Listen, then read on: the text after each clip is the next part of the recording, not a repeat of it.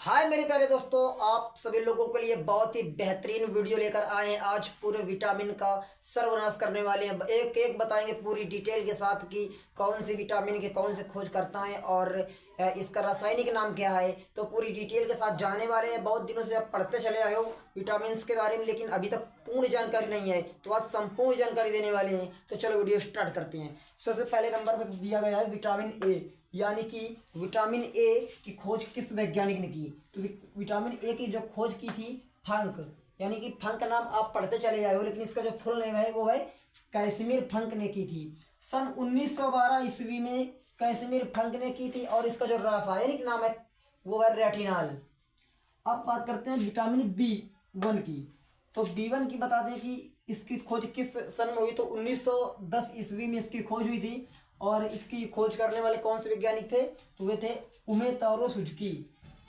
Suzuki से याद रखना, जो सुजुकी गाड़ी होती है उसी से आप ट्रिक बना सकते हैं कि उमेतारो सुजुकी ने इसकी खोज की थी। अब बात करते हैं रासायनिक नाम की। तो रासायनिक नाम जो है इसका है थायमीन। और अगर बात की जाए कि कौन सा रोग होता है, तो बेरी बेरी नाम का एक ऐसा रोग होता है जो विटामिन बी वन की कमी से होता है।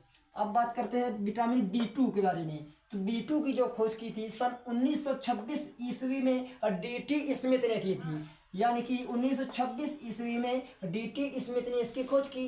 और रासायनिक नाम जब पूछ लिया जाए तो रासायनिक नाम जो है वो है राइबोफ्लेविन। राइबोफ्लेविन इसका रासायनिक नाम है। अब बात करते हैं विटामिन बी थ्री की, यानी कि बी थ्री की खोज किस वैज्ञानिक ने की और किस टाइम पर की, यानी समय। तो 1937 ईस्वी में एक वैज्ञानिक है कॉनराड एल्वेहजम, यानी कॉनराड एल्वेहजम ने इसकी खोज की थी। अब बात कर लिया जाए कि इसकी कमी से कौन सा रोग होता है, तो बता दें कि इसकी कमी से नियासिन नामक एक रोग होता है। यानी कि नियासिन एक रोग होता है जो इसकी। अब बात करते हैं विटामिन फाइव की। तो 1933 ईस्वी में इसकी खोज की गई विटामिन बी फाइव की। और इसके जो खोज करता थे वो थे Roger J Williams. Roger J Williams ने विटामिन बी फाइव की खोज की थी।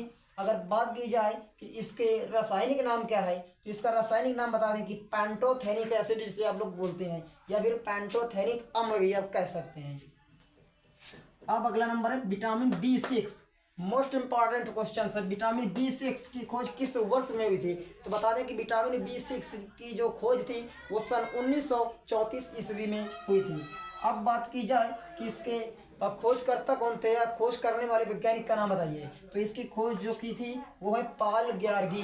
पाल ग्यारगी ने इसकी खोज की थी। अब बात की जाए रासायनिक नाम की, तो रासायनिक नाम इसका पायरीडीन है। जल्दी से स्क्रीनशॉट इसका खींचो फटाफट जल्दी से।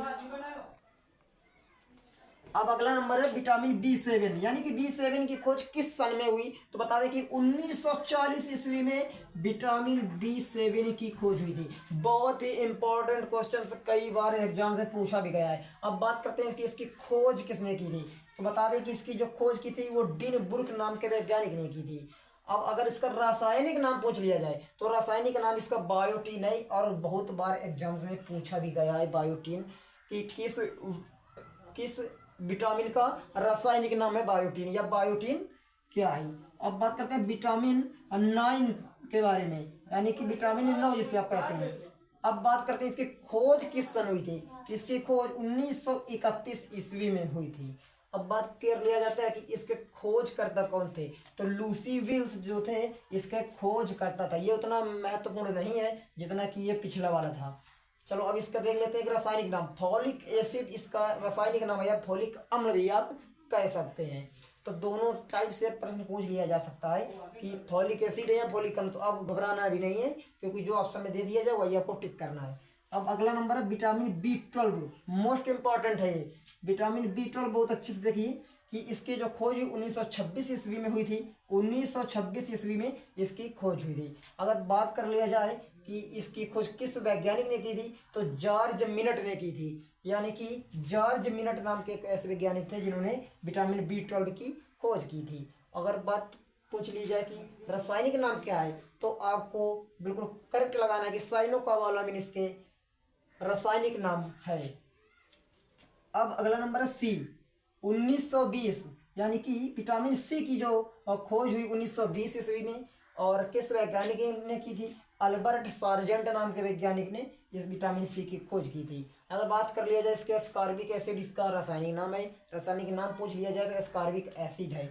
और बता दें कि सबसे ज़्यादा खट्टे फलों में ये पाया जाता है विटामिन सी जो है, सबसे ज़्यादा खट्टे फलों में ही, जैसे आंवले में, नींबू में, इन चीज़ों में ये सबसे ज़्यादा पाया जाता है विटामिन सी।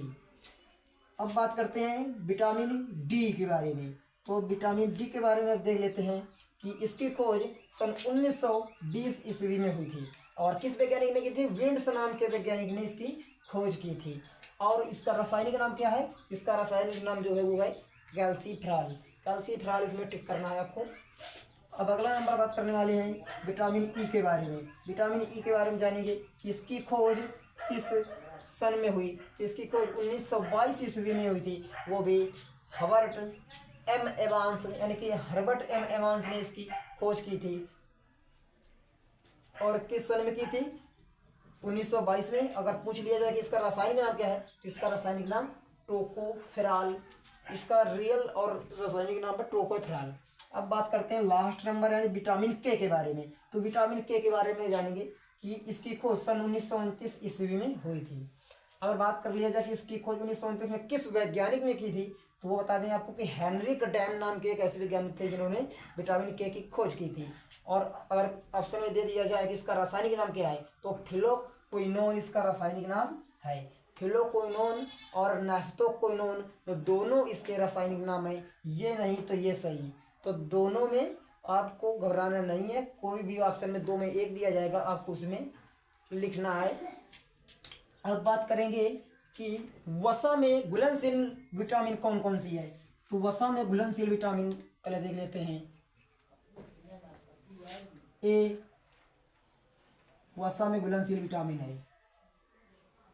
बी वसा में घुलनशील विटामिन है।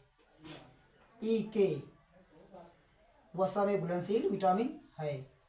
ये ए डी ई के, ये जो आप देख पा रहे हैं कि चार, ये तीनों वसा में घुलनशील विटामिन होती हैं। बहुत बार इंपॉर्टेंट क्वेश्चंस के तौर पर पूछा जाता है कि वसा में घुलनशील विटामिन कौन सी हैं, तो आपको ट्रिक लगाना है ए डी ई के, ये चारों वसा में घुलनशील विटामिन है। अगर आप बात कर लीजिए कि जल में घुलनशील विटामिनों के नाम बताइए कौन कौन से हैं, तो विटामिन बता रहे हैं हम, दो ऐसे भी विटामिन हैं जो जल में घुलनशील हैं, जल में घुलनशील विटामिन हैं।